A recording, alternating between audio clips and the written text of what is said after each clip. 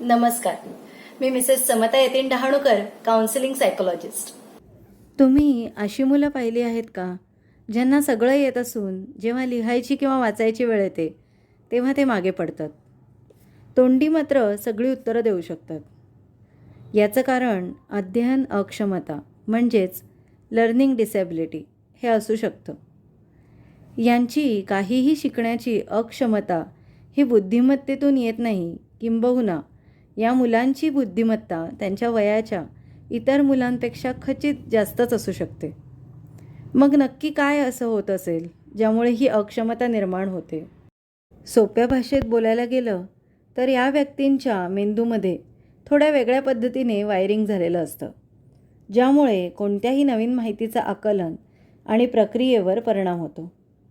आणि त्यामुळे या व्यक्तींचं एखाद्या गोष्टीकडे बघणं, ऐकणं आणि समजून घेणं फार वेगळ्या पद्धतीने होत असतं.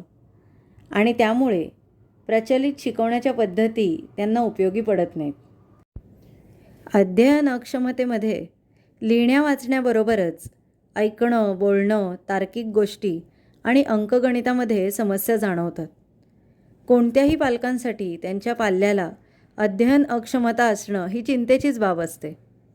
खास करून आपल्या इथे अजूनही याबद्दल फारशी जागरूकता नसल्यामुळे या मुलांना वेगळं समजलं जातं आणि त्यांच्याकडे बघण्याचा दृष्टिकोन वेगळा होतो.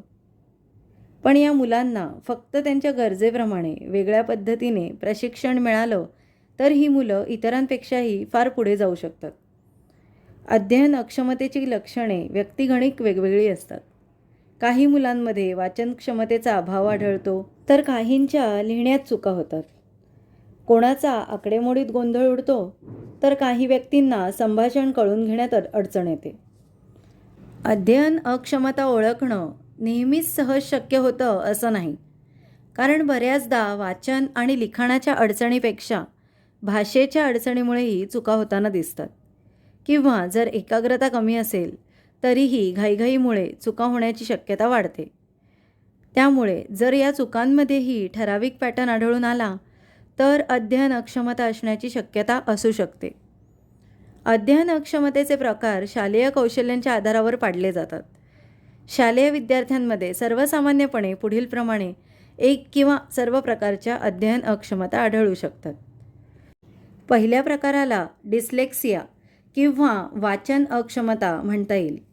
यामध्ये अक्षर आणि शब्द ओळखण्यात, शब्द आणि संकल्पना समजून घेण्यात, वाचनाचा वेग आणि सर्वसामान्य शब्दसंग्रहामध्ये कमतरता जाणवते.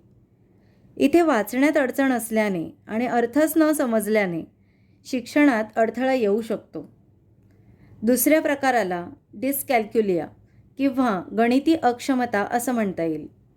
यामध्ये आकडे मांडणी, चिन्हांमध्ये गोंधळ, मोजमापामध्ये चुका आणि वेळ सांगण्यात अडचण जाणवते.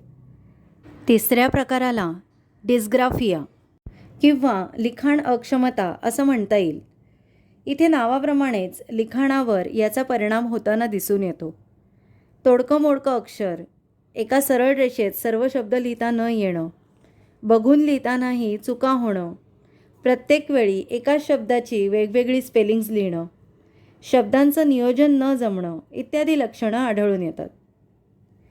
या व्यतिरिक्त मोटर स्किल्स म्हणजेच हालचालींमधला असमतोल म्हणजेच डिस्प्रॅक्सिया, भाषा समजण्यात अडथळा येणं, डिस्फेजिया किंवा अफेजिया, आवाजांमधला फरक ओळखता न येणं, ऑडिटरी प्रोसेसिंग डिसऑर्डर, सांकेतिक भाषा, चिन्हे, नकाशे यांचा अर्थ न लावता येणं, व्हिज्युअल प्रोसेसिंग डिसऑर्डर हे इतर काही प्रकार आहेत. आज विज्ञानाने अनेक शोध लावले आहेत. त्यातलाच एक महत्त्वाचा शोध म्हणजे न्यूरोप्लास्टिसिटी म्हणजेच मेंदूची दीर्घकाळ आणि बदलत राहण्याची नैसर्गिक क्षमता. या शोधामुळे अध्ययन अक्षमतेवर आधुनिक आणि प्रभावी असे उपचार करणं शक्य झालं आहे, ज्यामध्ये काही ॲक्टिव्हिटीजच्या साहाय्याने मेंदूची क्षमता वाढवता येऊ शकते. यामध्ये काही संगणकीय ॲक्टिव्हिटीजचाही समावेश आहे. या शोधामुळे अध्ययन अक्षमता असलेल्या विद्यार्थ्यांसाठी आणि पालकांसाठी नवीन आशा पल्लवित झाली आहे. त्याचबरोबर यावर अजूनही संशोधन चालू आहे, ज्यामुळे भविष्यात अजून काही शक्यता हाती लागू शकतात. सध्या तरी तुमच्या परिचयातल्या कोणालाही यातली कोणतीही लक्षणे आढळली तर त्यांना सायकोलॉजिस्ट, स्पेशल एज्युकेटर्स किंवा अन्य तज्ज्ञांकडे जाण्याचा सल्ला जरूर द्या, ज्यामुळे वेळीच निदान होऊन विद्यार्थ्यांचं होणारं शैक्षणिक नुकसान टळेल. यामध्ये सर्वात महत्त्वाचं आहे ते पालकांनी आपल्या पाल्याला अध्ययन अक्षमता असू शकते हे स्वीकारणं, ज्याचा त्यांच्या पाल्यालाच नक्की लाभ होऊ शकतो.